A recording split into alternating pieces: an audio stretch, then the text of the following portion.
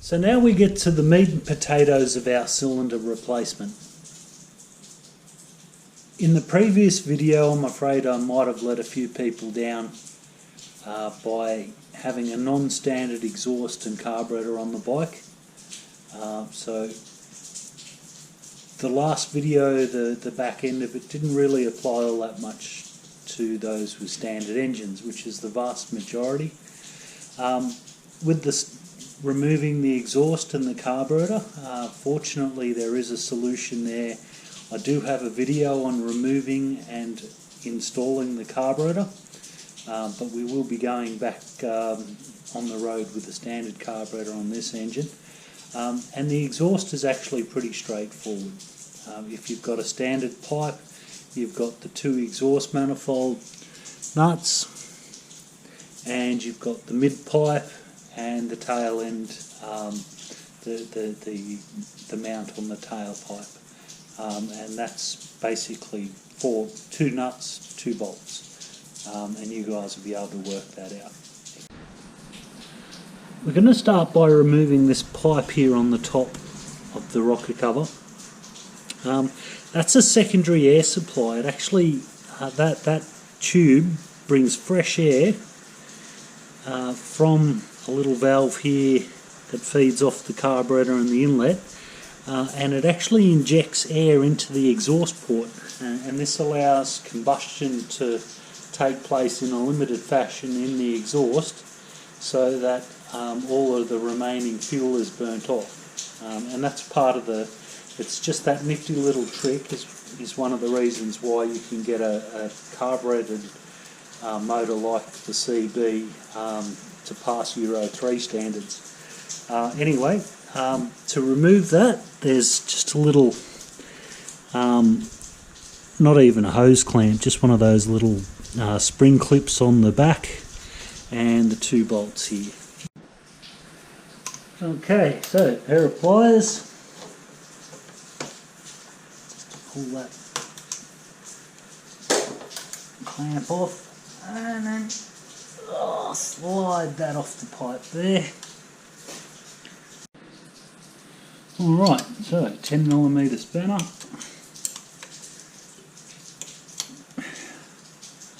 And the 2 bolts that hold the pipe on.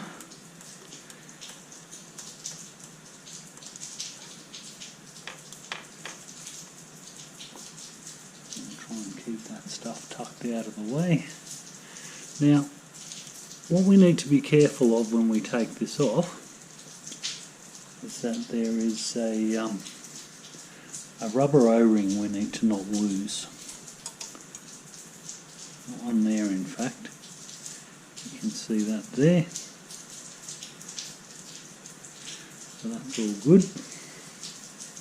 Now the next thing is the rocker cover itself. So hopefully you can see just under my finger there these 2 shoulder bolts.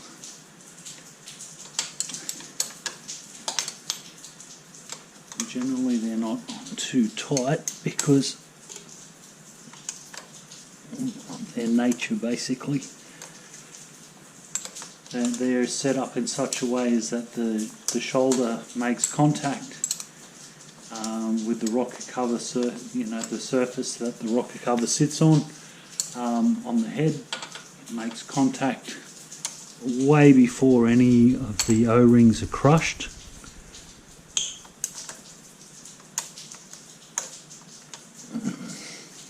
Now it is actually a fairly common problem for these to get cross-threaded. I guess because they do tighten up onto the camshaft carrier, and the camshaft carrier is an aluminium item and not exactly the sturdiest, so those who maintain their bike end up wearing that thread out, literally. But much more quickly, of course, if they over tighten it.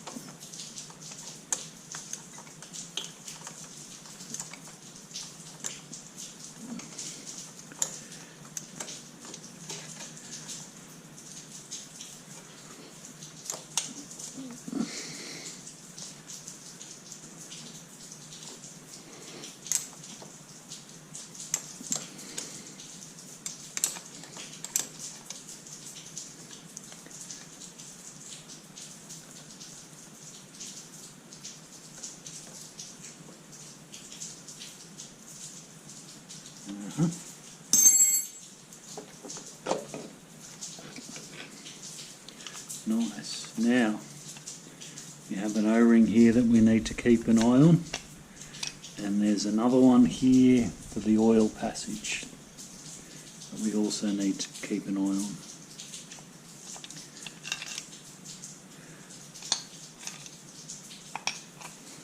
I tend to leave them in situation wherever they happen to be. They'll tend to stick to one surface. Okay, so we've got the rocker cover off. We're actually going to sneak down a little bit and jump ahead a little bit, and we're going to cheat and do something a little bit unusual. Now that might have sounded a bit intriguing, but it's actually not. In this dark little corner here, you can see the cam chain tensioner. Now, there's actually a series of videos, again, on the cam chain tensioner and its various mysteries. I do suggest you check those out. But the best place, the best time, should I say, to actually loosen this guy off is right now. Now, you can see the Phillips head screw there that you loosen to get to the adjuster, and I try not to over tighten that, so this one is actually cracked quite willingly. Now, if your bike has not had as much work done to it as this one has, because let's face it, this thing gets pulled apart quite routinely. It's sadly it's what it's about. Oh, it does go for long periods without being pulled apart as well. The thing is though that you might just have troubles taking that off, and what I tend to do is just get a centre punch,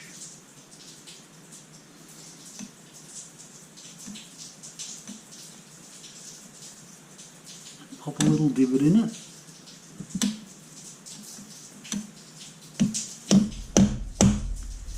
and then use that little divot. So that divot is actually, you can see there to the side, it's nowhere near the actual Phillips head screw. It's just a little centre punch mark that I've put on the side there, and then if I can find it in the dark. I'm sorry about the lighting, by the way. I do rely on natural light, and there's not much of that this weekend. There we go. So we just loosen that off, so you can actually see that's the little pin pop that I just made, and that's one that I usually use, but because it loosened off, it wasn't in the right place. Now there's another one here on the periphery, and I would guess that that is actually the one that I first popped on there when I had to use to drop tension on this for the first time. When you go further out to the edge like that, you get more leverage on it. This little gem here does not need to be tight. But now that we've loosened it off, we don't have to muck around with loosening it off when the bike is pulled apart. It's held in there nice and firmly for it. So let's just go ahead and take that tensioning device off.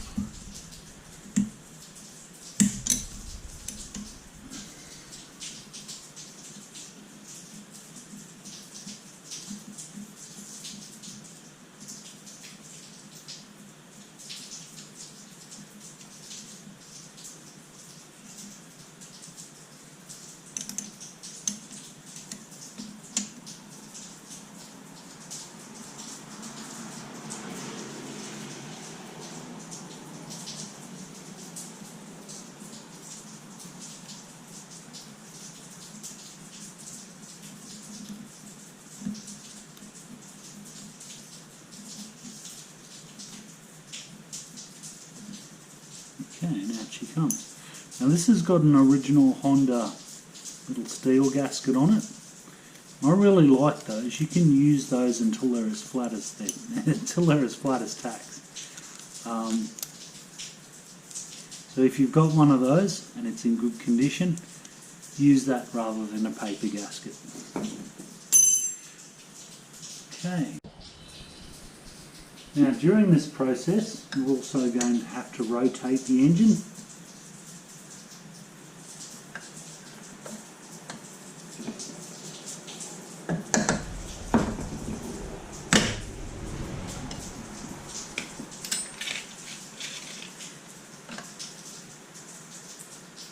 So we're removing a little inspection cover off the side here.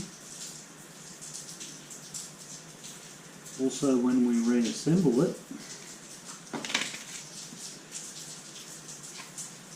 we're also going to have to time the camshaft.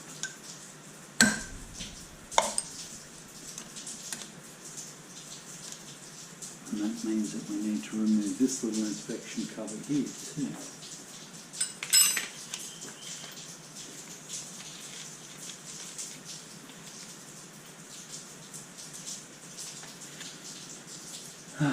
Now I can't remember if it's a 19 or a 17.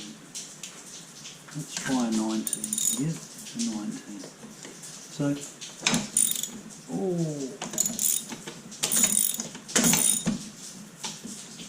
yeah.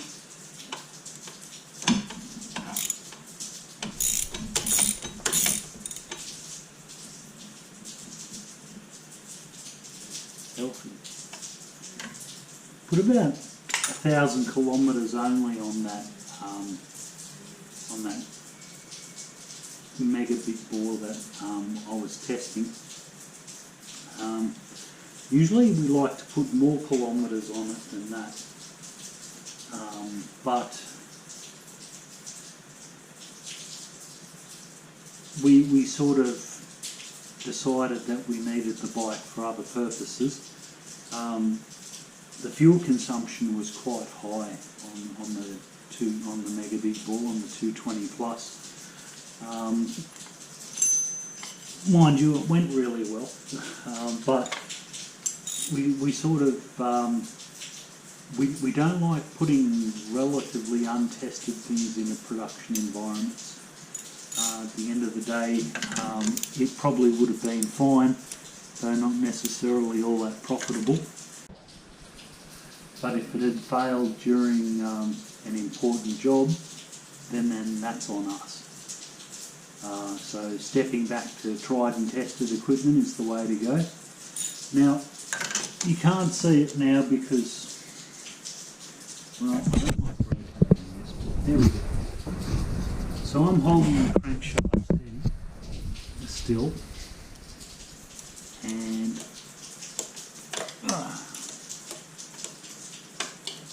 lifting off the nuts for the camshaft sprocket.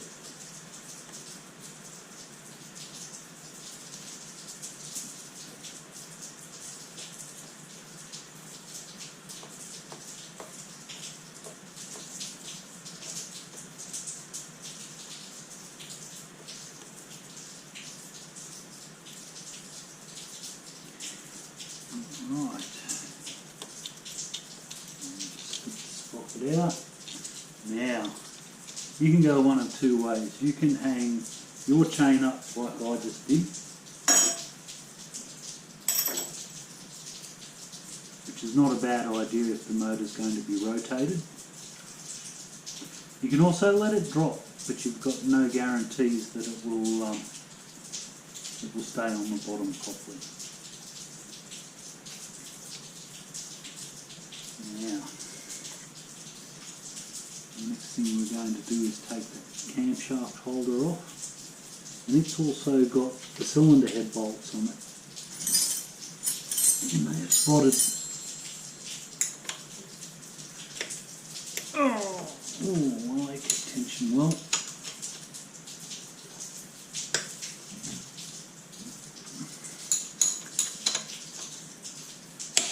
So 4 cylinder head bolts there.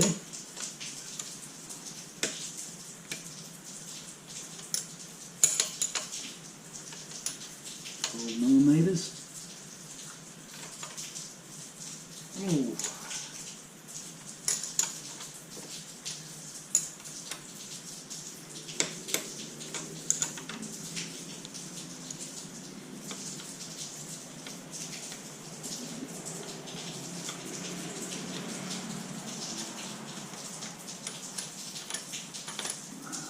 One.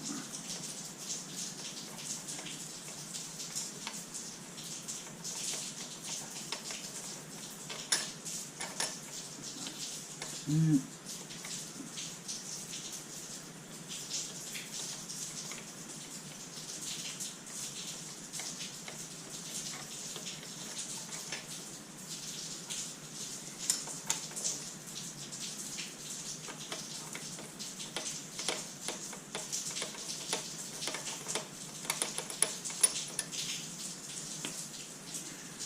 And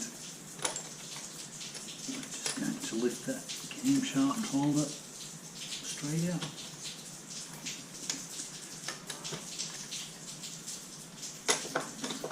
Two different names for this, a rocker frame, camshaft holder. You can call it whatever you like, whatever you're comfortable with, as long as you know what you're talking about.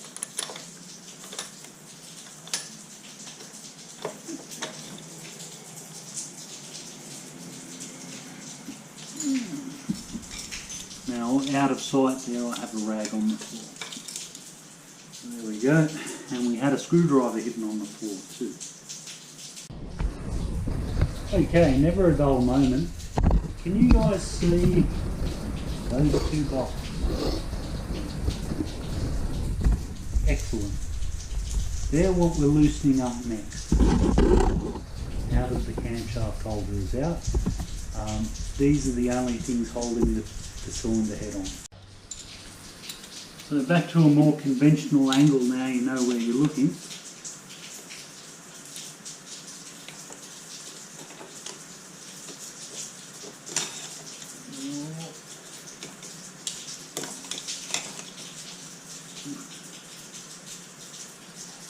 There we go.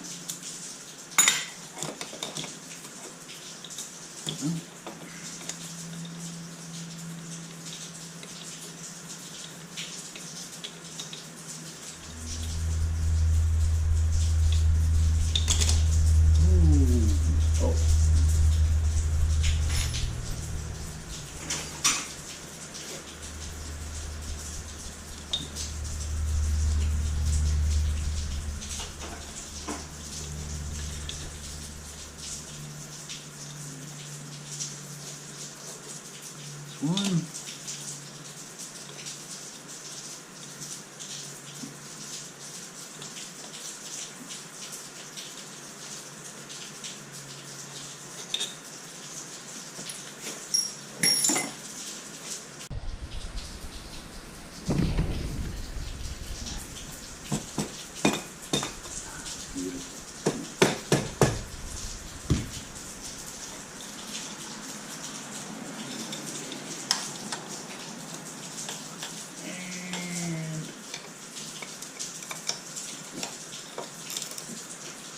She comes.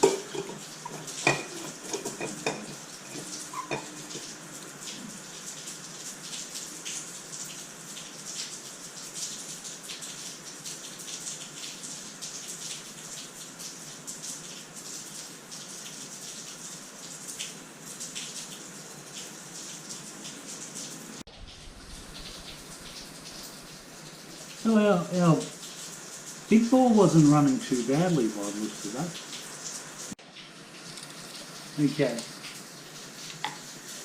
so just about on the home stretch there.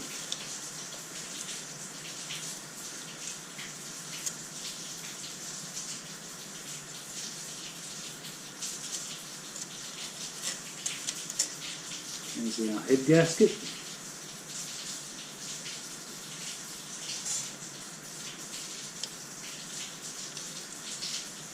tensioner.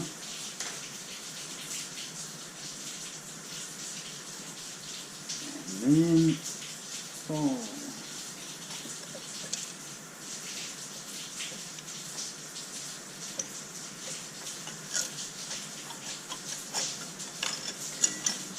Cylinder, our piston,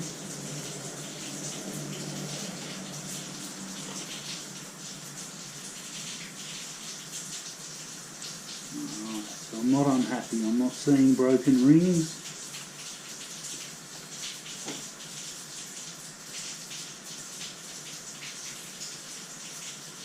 All's actually settled in quite well. Nice.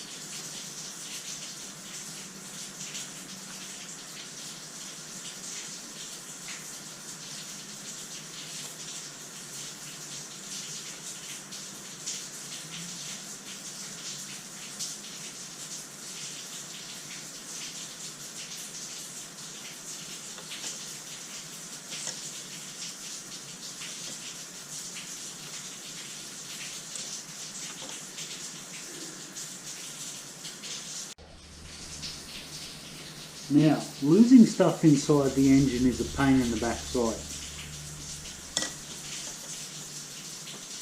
I'm not saying that it can't be found. I'm just saying it's a pain in the butt behind finding it.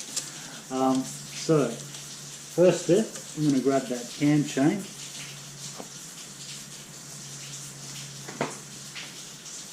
And we're going to string that across the front there. And then get this rag, and we're going to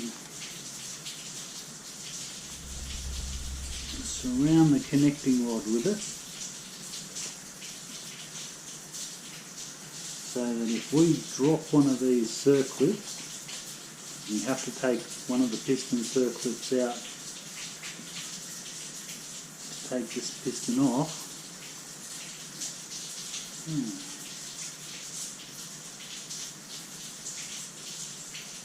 If we drop it, it's not going to go too far.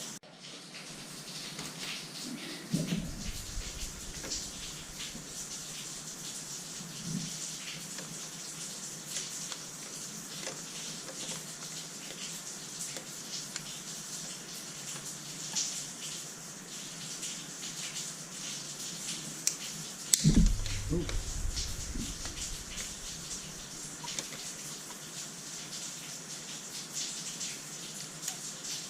Okay.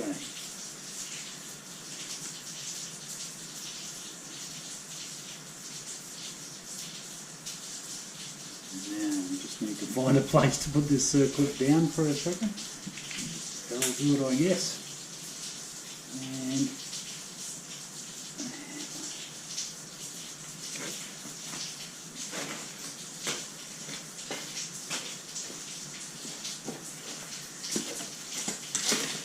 And what we're going to do, push the piston pin from the other side. I like that. Nice.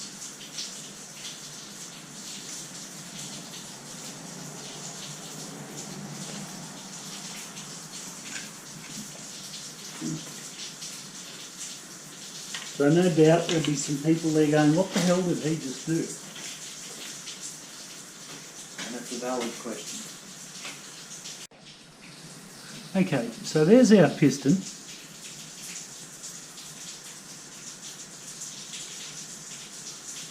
Isn't that just the nastiest thing you've ever seen? But it went quite well. That sits on top of the connecting rod and is held onto the connecting rod with a pin. And that pin is retained by circlips on either side of the piston. You can see one there. And the other one there. Now, circlips are all a little different, but this one has a nice tang that you can reach quite readily with a set along those pliers. And the way the circlip works is that it's actually like a spring, and the outside of, well, the inside of that hole there with the piston actually has a groove in it, and that circlip springs into the groove, and it can't be removed. It's actually quite a clever little way of retaining things. So we just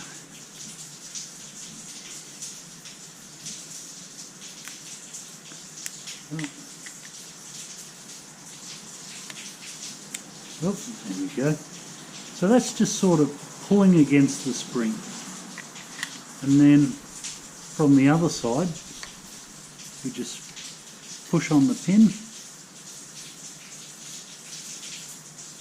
and the pin comes out like that. Nice. Now, with circlips, I don't actually think it's a good idea to reuse them, just in case they lose their springiness. I mean, you've got to remember it might have sat in there for a long time. Hot, cold, hot, cold. It may not quite be as springy as it would need to be. But anyway, that's basically our cylinder. And what we have right now is a rag with a connecting rod sticking out, and it's ready for us to clean up and assemble. Now, you've seen me clean parts before. If you haven't, go and have a look at Bob. Bob was a lot of cleaning. Methode, paintbrush, compressed air. Your engine must go back together clean. If there's any dirt or anything like that, it will probably cause unnecessary early wear on the engine, and if it's really dirty, it'll cause it to fail quite quickly. So everything that you put back into the engine must be clean. Okay? Right, while you guys are stripping your motor down, there's one thing I'd like to point out to you. Locating dowels, there's 4 of them. One there, one there, one there, and one there. Now, to make things complicated, they might also be stuck in the cylinder, like these ones were, but they could also be in the cylinder head and also in the crankshaft halves. Now, what these dowels do is just make sure that when you put the thing together, everything lines up. So you can see there's holes there, but not in, the holes on these 2 are larger to accommodate the dowels, but the other 2 are not. And it's the same on the bottom end. On this end, where you've got one there and one there, these guys are small, these 2 are large. And the idea is that, of course, the part that this slots into has corresponding, the corresponding holes are the right size, and they're actually so close that everything lines up just about perfectly. So this is something you just need to bear in mind in your adventures. Take those out, take them out gently, don't damage them, warp them or knock them out of shape. If all else fails, you can actually buy new ones. Talk to Honda Honda will give you the best price, to be honest. There are other dowels out there, but they aren't necessarily the right size. So in this instance, sourcing them from Honda is probably the expedient way. But other than that, I'm cleaning this motor up, and we'll get ready to throw it back together.